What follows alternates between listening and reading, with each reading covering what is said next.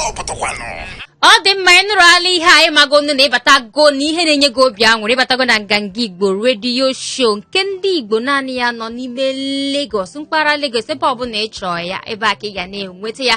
Ihe a wụ izuụka ọhụrụ, ọgwụkwa na ọjọọ si izuụka ọhụrụ, ọnwa ọhụrụ. Andego bekee gị jeje mbe gị ji anya isi na asị gị welcome. Were oche gị ọwụrụ n'iru, ọwụrụ n'etiti, ọwụrụ n'azụ, ebe ọbụla ọsọ gị were nnọọ oche nọọ, maka na ịbatago na mba mont. Anyị abago na mba mont. Chukwu emego ebere site na Jenụwarị rue na mba mont, anyị enwee ike ịbata na mba mont. Aha, ị nọ ndụ rue, mụ anọkwa ndụ rue mba mont a. Na-asị gị nnọọ welcome to the mba mont.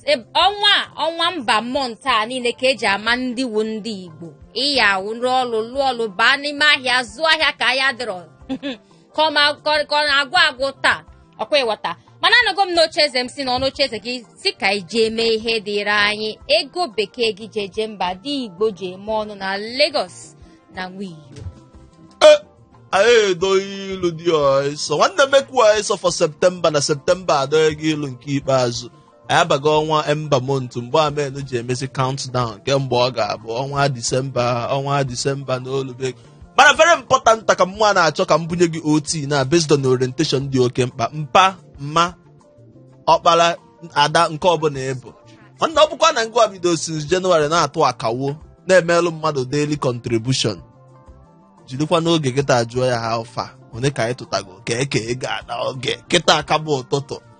Maka period a ka eji abịa ịnọkọtazie chọọ onye na-atụ ụlọ akawo like this nke nwa ama mfe ọbụna ga-ema na-etidogo ịghọtago osisi unu ka ọ dị next year maọbụ mgbe ọbụla unu na-afịa. Mana ọbụla ya ebe ịkpata ata ya anabatago gị n'ime nganga Igbo redio show na Hot 93.3 FM. Otu a ka anyị si anabata gị n'ụbọchị tata pụrụ iche.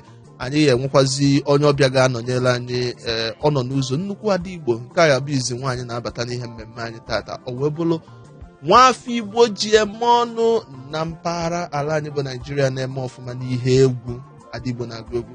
Atụfu n'oge oke onwe ebe anyị na-eje anyị ka nọkwa ebe a mana ka anyị baa n'ume ihe nọ na ọkụ na-asụ pụtụpụtụ gbasaa gị nwawo nwafọ Igbo. O doro gị anya na ọnwụ ma ọ gbasaa gị na onwe ihe anyị ji ya eme, ma ọ gbasakwa n'oge aha anyị bute ya gwakwa gị ihe na-eme ebe anwa. Sị ka anyị baa n'ume ihe na-eme n'ime ala Naijiria gbasatụ ndebe anyị nweyo. Orosu wee dị na besdon nke izi ka m na-agwa gị ịma na nke izi na m gwa gị na mbido na ihe anọ kịta bụ ọnwa eji eme akaụntụ eme mgbakọ na mwepụ malụ ndị jigo ụgwọ malụ ndị iji ụgwọ ekwuo ha ụgwọ ndị eme nkwụ egwa ha ka ulo down. Otu a ka onye isi ala High Chief Okechukwu Muhammadu Buhari kpọgo ndị minista niile na-alụ ọrụ n'ala anyị bụ Naijiria. Ọ kpọgo ha wee sị onye ọbụla bịa meelụ m akaụntụ ka mmalụ ndị ji ụgwọ ka mmalụ ndị lụrụ ọrụ ọfụma ka mma ndị a ga-edu ụlọ ndị a ga-edu na bọị na Disemba this year. Bana ọ pụtago wee sị na mmadụ na-abọ na ọdịlọshọ na ndị agha na afịa ya bidoro ha na ha na-azụ ọfụma na afụbele isi ego ka ọ fọdụzie ụlọ anya maka ya wee sị mgbe unu ga-etido na unu alụgo nke unu lụrụ ịghọtago na unu alụgo. Thank you for ịlụ ụlọ anyị ọrụ minista na Naijiria. Ụnyaahụ gara aga bụ Wednesday ka onye isi ala High Chief Okechukwu Muhammadu Buhari wee chụọ n'ọrụ ọ bụrụ na oyibo si na ọsak minista na-abọ minista na-ahụ maka ọrụ ugbo agrikọlchọ bụ Maazị Sabo Nanono yes Maazị Sabo Nanono onye minista na-afụ bụ maka ọfọma minista ka ọ bụ kịta achụgị ya n'ọrụ ndị onye isi ala kwuru na it takes immediate effect na ozugbo a na-achụ ya welu ka moto welu ihe niile ebunyere ya maka ọfịs ka ọ hand over. Onye minista ọzọ achụkwa bụ minista na-ahụ maka ọrụ latrik ya bụ ọrụ pawa ọrụ eletrik. A na-ekwu na nwere ada enwe ọkụ na Naijiria na ọ da agba mbọ ọfụma. So ngwa na ebe a ichekizie manụ na-enwe ọkụ ọfụma ka ama na ihe ikwu na maka onye minista ọdaba. Maazị Maman Sale bụ onye minista na-ahụ maka ọrụ latrik bụ onye nke achụgo. Onye na-afụ maka ọkụ pawa minista of pawa bụ onye nke achụgo n'ọrụ ugbu a. Onye isi ala wee kwuo na minista na-ahụ bụ maka environment ya gburugburu bụ dọkịnta Mohammed Mahmood Abubakar bụ nyanwa ga-aligotezi kịta adịzie ka onye bụ nyanwa ga-abụzi minista na-ahụ maka ọrụ ugbo. Minista bụ maka gburugburu environment bụ Dr. Mahmood Abubakar bụ nyanwa ga-abụzi minista na-ahụ maka ọrụ ugbo ebe injinia Abubakar Alihu bụ onye bụbu Minister of State for Works Housing bụ nyanwa ga-abụzi Minister of Power nke a ka onye isi ala kwuru. And onye isi ala sịkwa na ya ga na-agakwa n'ilu n'obere oge na-akpọkwa ndị minista ndị nke ọzọ enenekwa akwụkwọ ha ji eme biznes odosi abịa ibidolu nwa bụ ya afịa ọnọ emeela ya emeelụ gị akaụntụ ọ bụrụ na ọdọ eme ọfụma esi ya ngwa paakị ya na ihe analụgodi vileji lọta ga anyị natazie Disemba ka m bịafu ndị bụ unu ka anyị maa na ya kontinu kwa n'ihi ga ego eji bidolu biznes anyị esi na nke ahụ were apụta ozugbo were adọ ilu na solu ozugbo na mmadụ agba oke ọsọ mana nji nwa ya alịba edo ilu na Anambra steeti ịma na Novemba 6 ka Anambra steeti ga-eme gọvanọship election maka na next year na-abịanụ ka gọvanọ Willie Obianọ onye chigo 8 years kịta anụnwa ga-abịa n'isi njedebe weluzie ọchịchị nye onye ọzọ. Mana ka ọ dị ugbu a ndị APC All Progressive Congress APC ekwugo na ha akwadosigo ike egwu onye ọkala obi na ha akwadosigo ike na ọha nwa ga-eteki over Anambra steeti na All Progressive Grand Alliance bụ APGA na-achị steeti ahụ kịta na ha emego alụ na ha emebigo obodo na Obianọ chịsịa gọvanọ Obianọ chịsịa na APC na-abata a na-ekwu ka a na-ekwu ndị House of Assembly mmadụ 6 na Anambra steeti serving House of Assembly mmadụ 6 na Anambra steeti pụtara ụnyaahụ wee sị na ha bụzi ndị APGA again na ha bụzi ndị All Progressive Grand Alliance na ha na-abazi APC soromo ụgbọ na-aga aga soromo ya ka ha nọ na-agụ wee na-aba welaiza na-efe n'elu. Onye nke izi bụ n'ime mmadụ 6 ahụ bụ Honorable Smart Chinonso Okafor bụ onye na-represent Nnewi North na Anambra State House of Assembly bụ onye izi banye na APC o si apụga banye APC. Onye nke abụọ bụ Honorable Timothy Ifediora onye nke na-represent Njikọ Ọka 1 na Anambra State House of Assembly bụ onye nke ịbụọ banye na APC from APGA. Onye nke ịtọ bụ Katadike Umeogu onye na-represent Agụata 1 o si na APGA banye APC. Onye nke ịnọ bụ Lawrence Ezuodo o si from onye na-represent Dunukọfịa na Anambra State o si from APGA banye APC. Onye nke ise bụ Honorable Ato Chiekwu onye na-represent Idemmili North na Anambra State o si from APGA banye APC. Onye nke isii the 6th person bụ Honorable Edward Ibuzo onye na-represent Onitsha North na Anambra State House of Assembly bụkwazi onye si na APGA wee banye APC. Mana kịta ndị APC na-ekusi ume ike na Anambra State wee na-asị onye akpara nwa agụ aka n'ọdụ ma ọ dị ndụ ma ọ nwụrụ anwụ onye akpara nwa agụ ọ dị ndụ ma ọ nwụrụ anwụ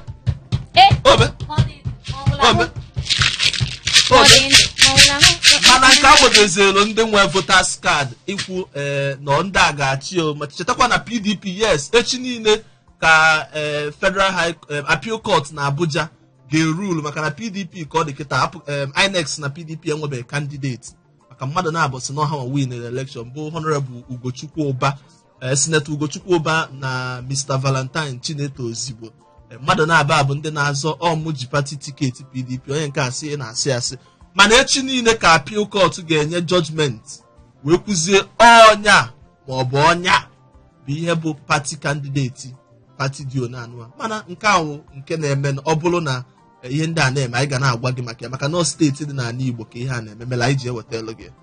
Anyị agwago gị ụmụ ihe nọcha n'ime ka ewe na-asụ pụtụpụtụ gbasaa gị nke fọrọ ọnụ wụ kee nke gị nwa ga-eme maka ekele ọla eke ndị na-ajụ ọchịchị na-ajụ ọchịchị mana ndị ga-etinye ha n'ime ọchịchị nọkwa ọkwa ịghọta si ka anyị rụrụgodo ihe ọnwa Disemba n'olugonu ọnwa Disemba ọ batago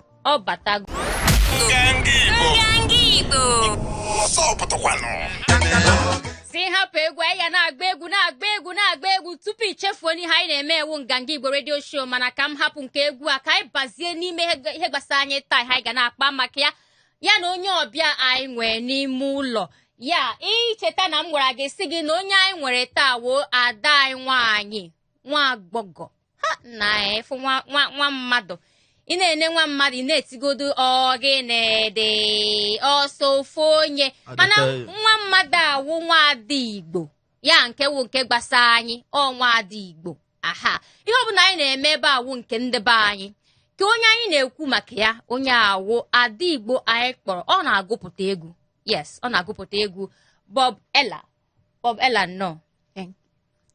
Daalụ. Okay, ama m na ị chọrọ ịsụ asụsụ bekee mana nsogbu adịrọ.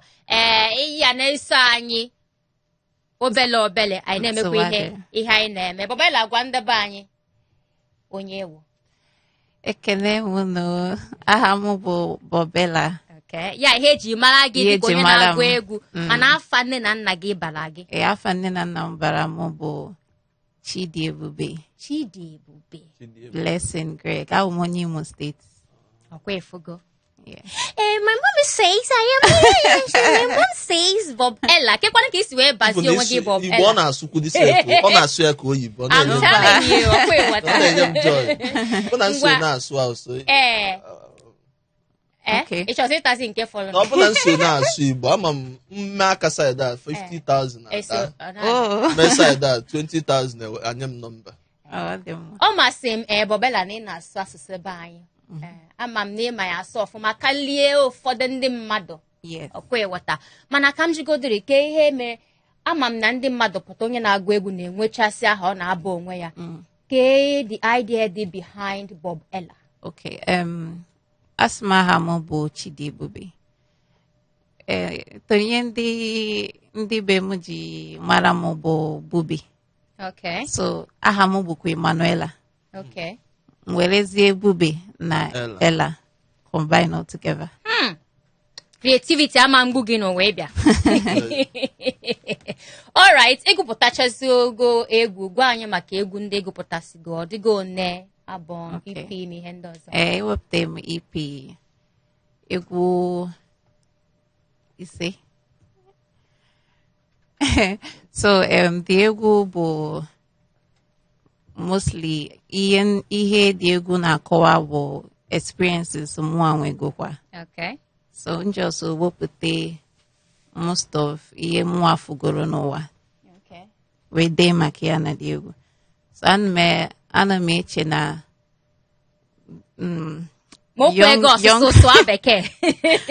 hoping that young adults can relate to the egwu.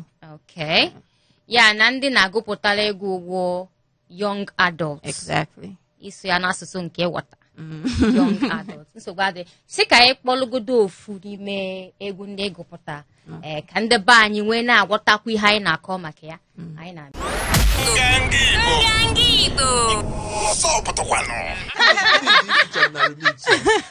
Gịnị dị? Ngwanụ na ya. Okay, ngwa ka ime. Ngwanụ. Beat na beat. Hey. Nwata nwaanyị nwetakwa. Nweyo. Nwetakwa. Anọ m ebe a. Ị mana ọ gị ka nna agụla. Nwata nwaanyị maka na ọ batago na studio. N'oge n'akụkụ na-acha ụcha. Ị na-etizi nwata nwaanyị. Ị confirm go combination.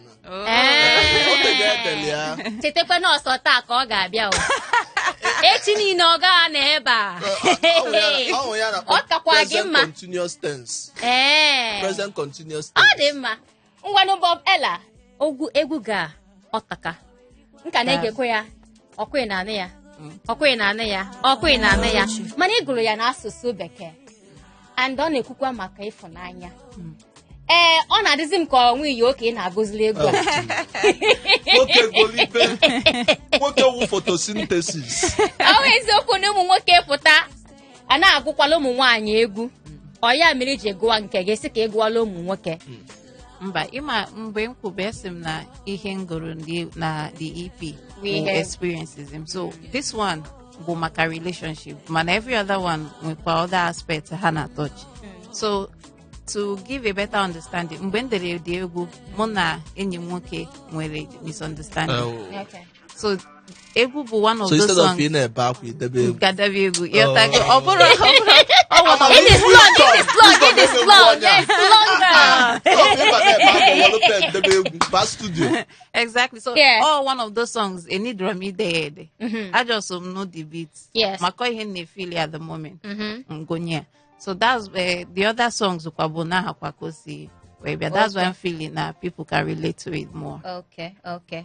Better. Good. Okay, so now you not going at the industry for how long? I would say off and on 3-4 years. That is for industry, but music-wise, way back. Way back. Yeah. And I'm basing in going to acquire. Yeah, no Yes. tegori. Yes, I'm right. Most of the name of my hand Like more about auto can now. The problem na me afu be onye ya apicha my talent. If you go no Bob Ella, kama Now I go tremor. I be of a tremor. a tremor. You wanna go Fravio. Auto. Fravio. Ọ na-agụ tremor na-agụ ọtọ so onye mere anyị na-abụ ya Tremor. eji combine ya It's wee not gonna get na. ọtọ ka nya Me mụ go na na-agụ fan na nwana.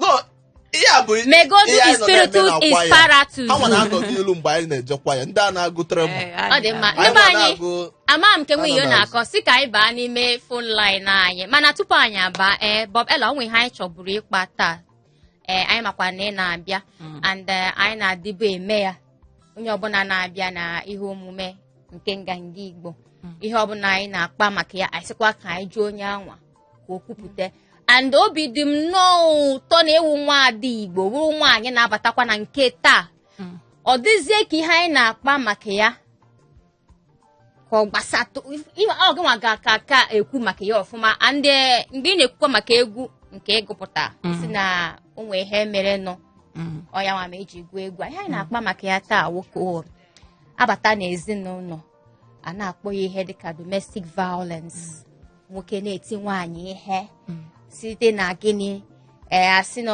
ọya nwawu nwoke ma ihe ndị ọzọ na anyị na-ajụzi o kwesịrị ekwesị ọwụ na ihe adịcha ka o kwesịrị ka ọ dị n'etiti nwoke na nwaanyị ka ihe ọzọ kwesịrị ime ọ itibe nwaanyị ya ife ka onye ọbụla chọọ n'ụzọ onwe ya jewezie. Okay, first of all, ekwetara m na ihe a na-agba abuse na enwere circumstances ọ ya wụ ọ bụrụ the right thing a ga-eme, including in relationship my outside relationship in anywhere, even towards mmadụ na nwa ya anything no rule abuse ekwesịghị ekwesị. So ihe m believe anyị ncha ma na ịma ihe a relationship marriage ups and down ya dị nsogbu ya dị iwe ga-ewe gị ozugbo ka iji wee wụrụ mmadụ mana gị nwee nghọta na enwe some things a dị eme and ịrụzie to the extent na ọ bụrụgo habit for nwoke ị na-akụzi ya gara na-akụzi ya gara. Honestly, my advice the woman ya chọọ ụzọ ya because onwe ike ịma most women ha na-asị na ha chọrọ ịnọ maka ụmụ ha mana the truth bụ ọwụ na ịchọtaghị onwe gị if you are not happy ị ga-adịgodo ndụ first ị ga-adị ndụ na because most people ga-anọzi ha a na-ekwu n'Igbo ịdị ndụ ọnwụ ka mma honestly so you are not beneficial to anybody because you are constantly sad. So I believe na you need to find yourself. You need to tinye onwe gị na that environment where you are calm. That's when you can think to even be productive to your children. So I don't believe your child or your children is a good reason to be in a place where you are not happy. Ya maka oge niile a na-ekwu maka domestic violence ọtụzie ka ọsọ naanị nwaanyị onye na-anọ na because ọ na-emekwa ọ na-eme and ifu most of those men ha dị eji onwe ha ifu ndụ ha aga ha gara akpa agwa anyhow. Okay. And I believe only the worst for men because they might not want to speak out and say now okay ka ya dey say nwunye m na-akụmi ọ dịka ka omefu comedy basket mat o mele ọ sị na nwunye na di nọ n'ime ụlọ ọgọ na mgba na-eme neighbors eje ka ha gboo ọgụ a ọkwa nke nwoke nọ n'okpuru nke nwaanyị na-apịa ihe ọ na-apịa ya ọ na-eti I will kill you ndị mmadụ na-eme ka ha bata ka ha gụọ na-asị no don't worry I will kill her today I will kill her mana ọkwa nke nwaanyị na-apịa ya ihe niile ọ dị mma Bob Ella na anyị na Bob Ella ka nọ n'ime studio and anyị na-agwakwa gị sị n'ihe anyị na-akpa maka ya taa wụ maka domestic violence ikene nwaada Igbo nọ n'ime studio ikwukwe maka ihe anyị na-ekwu maka ya 081 odogo gị anyị already nọ 08182426591 08182426591 08132426591 wiyo onwe ihe na-ajụ nwada anyị. Okay. Nne iji nabata gị na ihe mmemme nganga Igbo ka mụ bubata gị, let me bring you in ihe anyị na-akpata which is domestic violence. And achọrọ m ibubata gị n'indọstrị nọ ya na ihe egwu. Mgbe ụfọdụ anyị na-anụ asị na ụmụ nwaanyị na-abata n'indọstrị na ụmụ nwoke na-ebuli ha. So achọrọ m ịjụ first of all, ị na-enwe ụdị experience a being intimidated by men, ụmụ nwoke a na-intimidate gị maka na ịbụ nwaanyị na na-eti egwu, ọ bụrụ na ụdị ihe emenugo gị, kedu ka isi wee pụta nwụọ? How did you handle it? Okay, ọ bụ na ọ na-eme experience be me. Okay. Ebe m si Okay, na ihe anyị ga-eme ka ị na-eche ihe ị ga-asa ka anyị bụrụ okwu a. all right. Okay. Hello.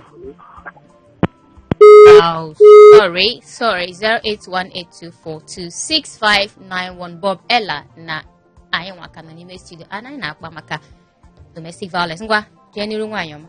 Okay, ana m akọwa na mụa personally experience be m ịdị intimidated by Abịakwa ọzọ. anybody. All right. Don't be intimidated. First. Hello? Hi. Hello? Hello, anyị na-anụ gị ihe ọma. Eyi ọma. Yes, sir. No. Afọ m bụ Okwuchukwu. A na-akpọ Fọnsụlele. Okwuchukwu. Ya, Fọnsụlele. Dị mma, Okwuchukwu nnọọ. Ana m ekenekwa nwunye. Papa wa nnọọ mpa. Ana m ekenekwa n'ewu nke nwaanyị. Enwere iwe na mama afọ gị. Bob Ella. Okay, Bob Ella, ya. Ka ụmụ afọ kara ndị enweta ụlọ. Ewo, nna ekwensu ntọ. Nke ahụ dị first time ọ na-enwetakwa anyị ndị netwọk na-agbalị ọzọ. Mana nke wee eziokwu uwu ka ịbata na ma na ịbatago jewezie n'ilu nke anwa. Bob Ella, ị ka ga-ejikwa okwu anwa n'ọnụ owewe n'iwe. Hello? Hello? Hi. Eyi ọma nụ. Eyi ọma sir. Onye mesi na-ekwesị Ikorodu. Nnọọ sir. Maazị nnọọ. Aja Igbo, ekene m go. Daalụ keke ime. Nwunye, Onye isi. kezie ka ị chọzi ịkpọbata onye ọbịa ịgbanyezi ihe onyonyo ka anyị hapụ ịfụ ụzọ n'abalị. Ịma ọ bụla ihe niile ka a na-egosi na national television. Ọkịsụsọ ya. Achọrọ m ka ụfọdụ apart behind the scene ka a na-akpụ ya. No. Mana maazị na-afụ nwunye ugbu a. Ya ma afịa na mana oge ọ chọrọ Ị ịbata. na-afụ nwaada anyị. gbanyere afụrụ m nwaada na nwaada nwere ihe m chọrọ ịjụ ya bikọz o nwere ihe m na-afụ n'aka ya ka m jikọ na ya ajụjụ ịnụgozi. Na izum gide ije na-ezum nwada zoom gị na-ezumute. Ngwanụ saa ya Mba, Bob. anụbe. Hapụ na ọka ọ saa ma ajụjụ m jụrụ ya na. Anụbe m dị. Mana maazị ama m na ị naghị achọ nwunye kekwanụ ka ijikwa na-ajụ ya ajụjụ Ọ a. jụtalụ ndị otu anyị na. Ọ na-ajụtalụ ndị dị interested. Maazị gaa n'ihu. Ihe na-ana batịrị ya hand wash anaghịkịrị m ya. Daalụ. Handwatch. Maazị. Ka m tie n'ọnụ n'ihe Gaa n'ihu. ka m tie ọnụ n'ihe a na-ekwu. All right. Na nke mbụ nwunye o nwere ihe m chọrọ ịjụgo Gaa n'ihu. were ewu kpụrụ okpu na were okpukpuru ewu nwee ihe dị iche. Ofu ya ka ha bụ ihe mmakpu kadụ. That is onye lere nkụta goro ewu.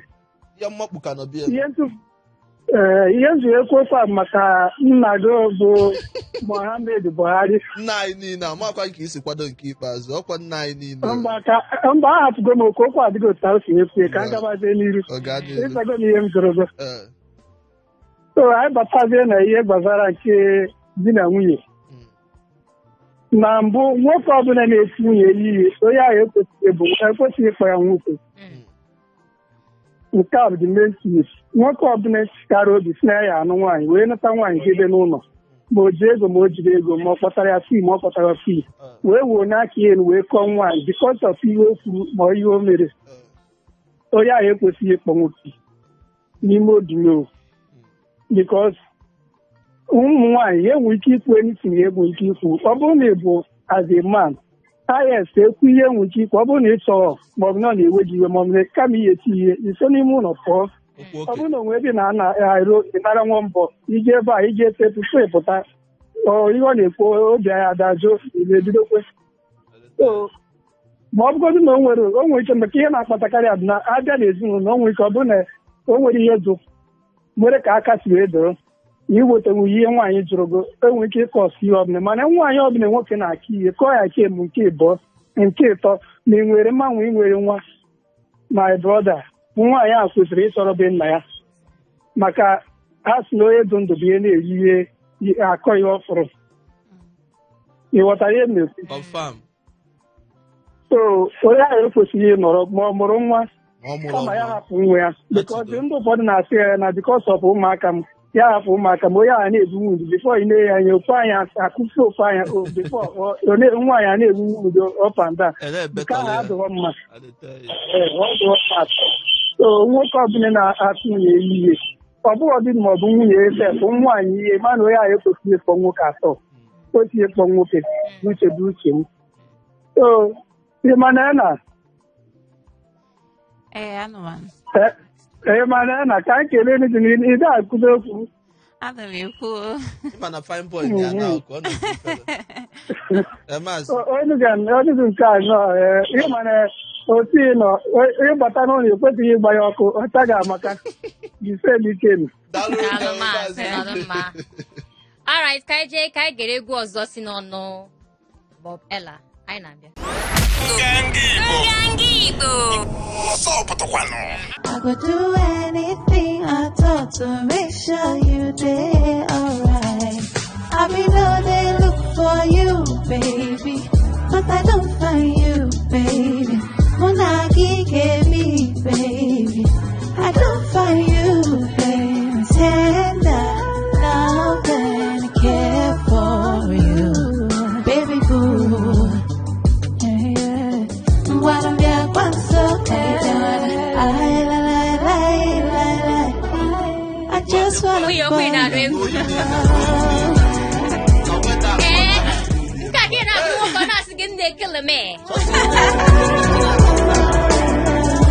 onweghị ị gaghị na kọntaktị onye ahụ hapụkwa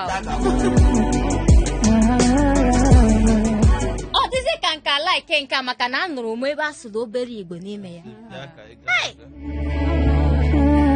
Bob oke m nọ na-akpọ nwaada anyị Bob Ella mana mgbe anyị si ka anyị ṅụrụ obere mmiri ọ na-eme anya sị nne wee n'ihe a nwayọ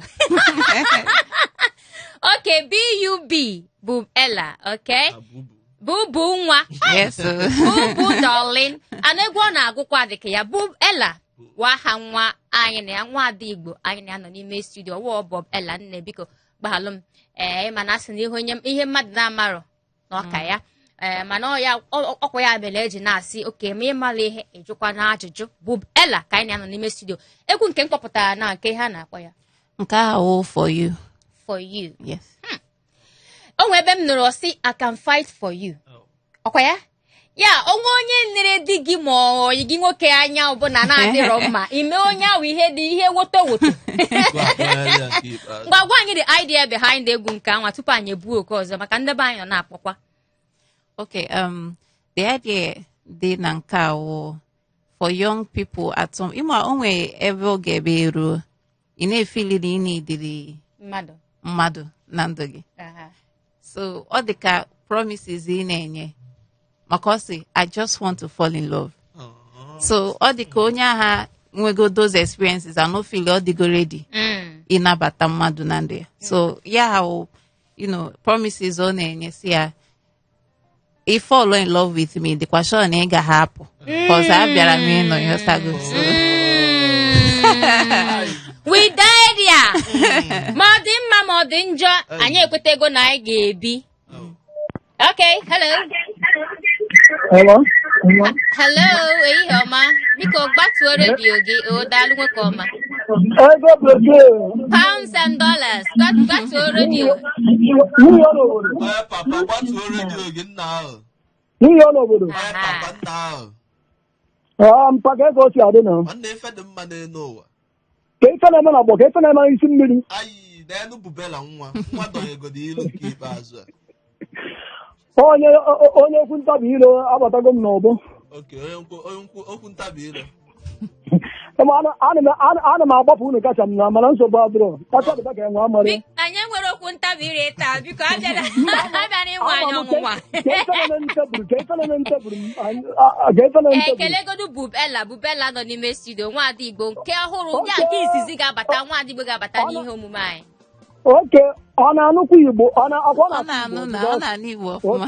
Ịma na okwu ọ na-ekwu nna n'okwu oyibo na-abanye na ya agaghị nwaanyị nnọọ. Thank you, Dalu. Dada nnọọ.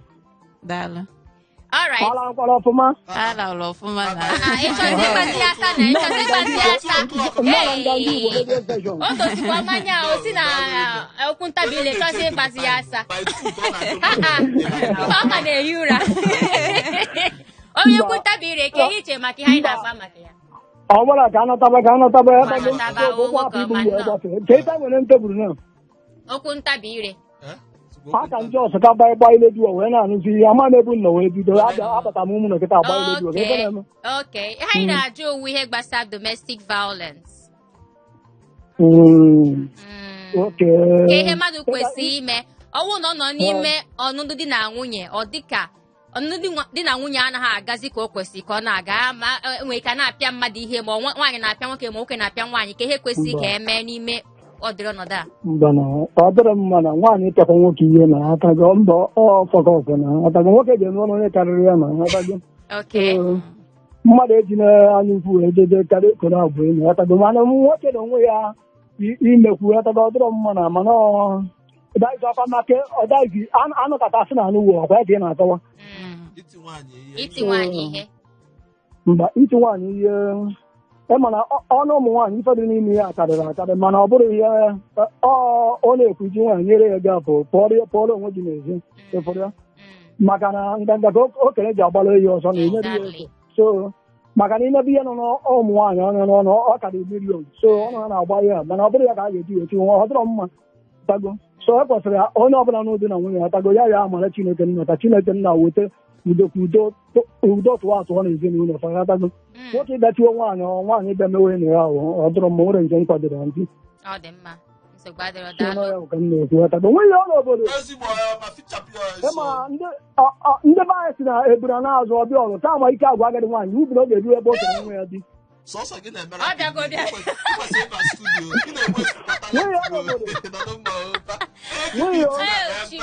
ọ ga-adị na ndị Igbo sị na ọ na-aba achọba mgbe ekwu n'ụtụtụ ọgba amụ ihe eri n'abalị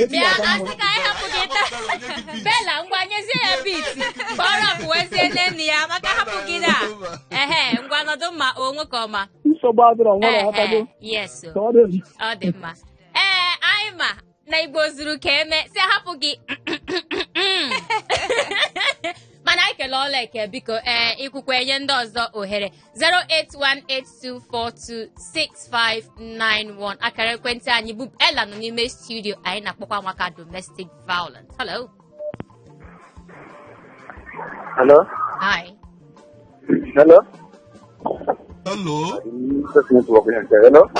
Network a ngwa kwe ka okwu network kwe ka okwu ọ gịnị? Okay, no. Oh no. Ngwano spiritus is paratus n'elu network.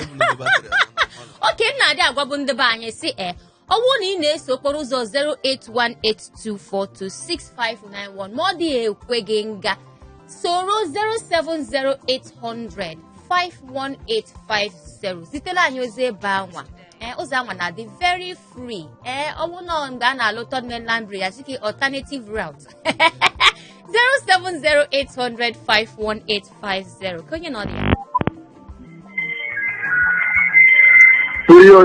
ndị ezigbo ya wachapụ ya ego bekee $1,000 ka onye na-akpọ egwu n'akụkụ gị onye na-akpọ egwu ọ chọrọ ịgba asa ọ na-egbekwana iwu nwaanyị ọ ga-eji onye ahụ akpọ gị alcohol routine Bubela a na-agwa gị ọkwa ifugoro ihe na-adị eme ndị na-agba asa ebe na redio na-agba asa bubela kama ihe ekwu okwu ọfụma ka nwoke bubela ọ sị ka ọ bịa gbaa gị asa o jiri na-awe na-agba gị asa nna eyi ekwete ọ sago asịrị m jụrụ ya ọ sago hello ego bekee pounds and dollars ego bekee pounds and dollars ihe obi iyo Kpotomkpo ndị ezigbo ya. ebe na-eme nwoke machine gun Nwoke bụ tamina, nwoke na-ede na nke ikpeazụ a kwa akwago ka asị nọzọ n'akụkụ Bob Ela kedu ihe a ga-eme ya nwoke bụ na-ede ego ọzọ bekee n'ọrụ. jekwa ụdọ Ikpofekwa bụ nke ego bekee ga-akwa nọrọ atụpụ izin bikọ akwụkwọ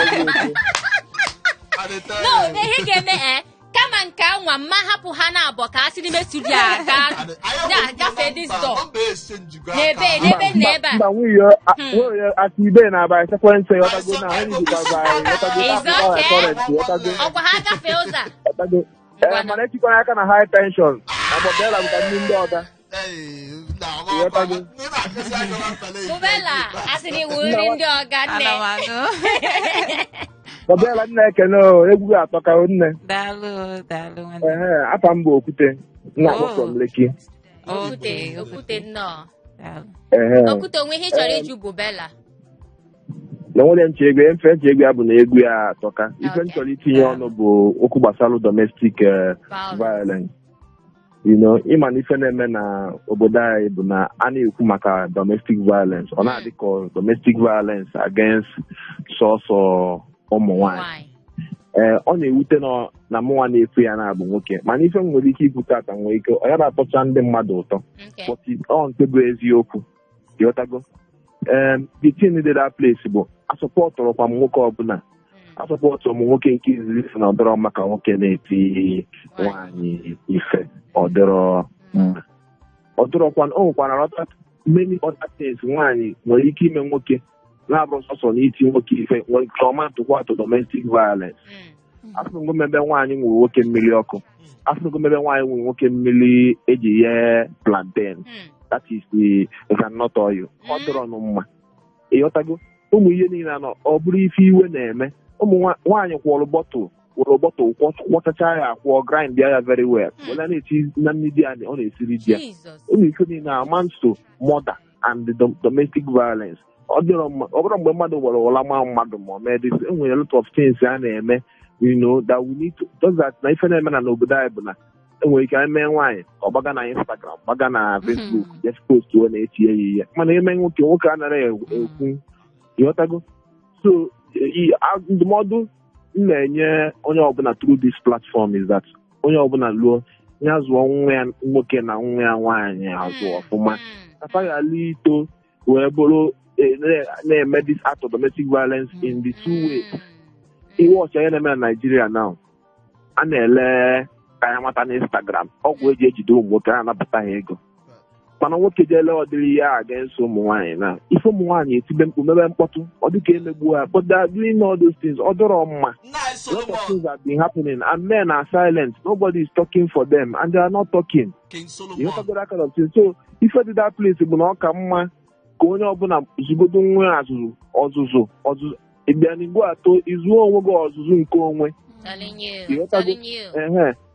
mmadụ nwaanyị gwa gị okwu na-adịrọ mma you work out ịghọtago then what of you work out and the another thing is that na onwe mgbe ọ ya bicha ọrị ka ị pụọ maka mụ anụgo nwaanyị o nwere ndị anụbe nwaanyị ara aghọta ya o nwere ike chọọ ka ị pụọ ọghọtaghị ya nọ ịmalụ ma kpasu oyi o nwere ụmụ nwaanyị na-aghọta na ịkpasu oyi igwe n'ọtụtụ ihe ejije gba na ilo bụ ihe ya ka ihe ewe iwe wee pụọ ịchọọ pụọ kpọọ gị taa ite jide gị na nwa ya ebe ị na-eje ma a na-ekwu ihe ọ na-agwụwa gị obi ka iwe dụwa ọgụ maka oge a ịbala ekele ọlụ eke ebe daalụrụ dị nwoke ịgbara efe ewu na-atọ ọbụla ile nna okwu gị uche a sị na a na-esi n'ụlọ malụ mma pụọ n'ilo ọwụ nọ ndị bekee asị charity begins at home ikwulu okwu si zụọ nwa gị even ba Bible kwuchere si zụọ nwa gị one ya wee zụcha nwa gị obi eme gịnị ọ dịghị ụtọ train up a child in the way the child will go maka echi niile ọkwa ịghọta anụ ụmụaka ndị awụ ndị na-etolite echi niile awụ okenye n'obodo nụkọ nwaanyị nụọ dị nke ọbụla ọwụ n'ime ha ncha mana azụkwa nwa ọzụzụ ujizi uzu na abụ nwiyo nke dị nne na nna ga-azụ gị dị nke ya azụ onwe gị dịkwa maka nne na nna nweke esi gị soro okporo ụzọ a ị na-eje ejitebe isi na okporo ụzọ nne na nna si m soro agwụgwọ dị aka m so nke a nwekwa ike ijitebe isi na nke anwa dị so ọzụzụ dị uzu na abụ nke nne na nna ga-azụ gị na nke ya azụ onwe gị ka onye na ọ dị ya. Alright, 08182426591 anyị ga-anwụrụ obere mmiri anyị chizie azụ anyị na gị akpọwazie nke anyị ka na-akpọkwa maka ya chetakwe n'ihe awụ nganga Igbo redio show na-abịara gị na Hot 93.3 FM ọ na-abịa Tuesdays, Thursdays na Saturday inwe ihe ọbụla ị na-eme dịka nwa afọ Igbo na Lagos ịmagono nọ ebe a ka ị ebute ya ọ na-ere dịka ihe ọbụla ịchọ ka ọ na-ere ma nkụzi ya ọzọ na ya ka ị gere nganga Igbo. Hello, can you not there? Hello. Hello, ehi ọma. Good afternoon. Ehi ọma nwoke ọma. Udo na-achọ ebe niile. Onye anyị na ya na-egwu ebe na ọ dịkwa noisy. Adị ama. Yes. Ọkwa Bariga, ọkwa ya? From Lekki. Oh, sorry, Lekki. Okay, anyị na nwada anyị maka oge nwoke ọma ka anyị gbapụ ya ọsọ. Anyị na nwada anyị bụ Ella nọ n'ime studio nwada Igbo na-agụ egwu biko kene ya.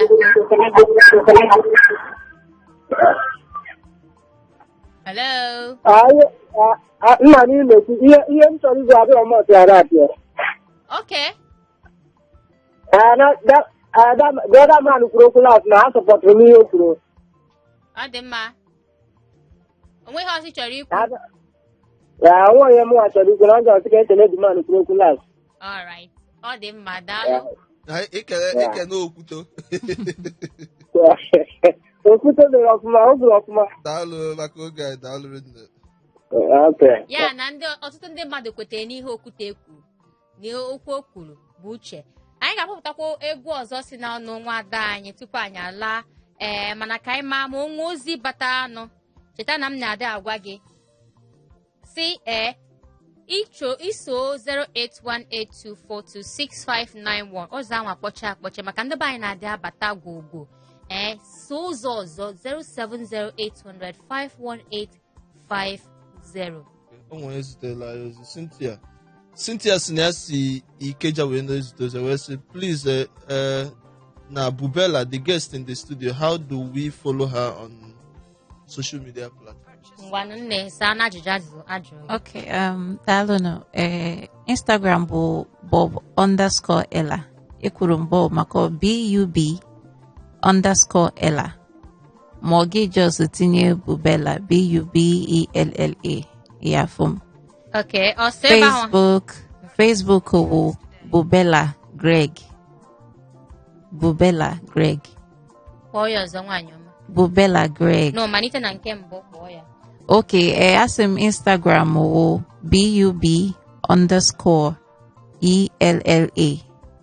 Okay. Facebook Bubella Greg BUBELLAGREG. All right. Ọkwa hụ ụmụ egwu ndị ị ga-like ọwụ na ha chọọ ịdownload gekwa maka.